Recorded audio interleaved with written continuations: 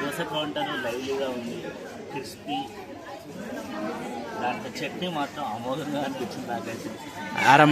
ఆరామ్ కిచెన్ చట్నీ చాలా ఆరామ్ ఎలాగనో ఆమోఘంగా అలాగనే అనిపించింది. అటు చూస్తే పొద్దున వడ కూడా చాలా పద్ధతిగా నీట్గా, లైక్ ఒక మిషనరీ ఎలా తయారు చేస్తారో అలానే దాంట్లో అల్లం చట్నీ అమోఘం. Thank you. అమోఘమైన చట్నీ దోశతో, అమోఘమైన చట్నీ వడతో. Thank you.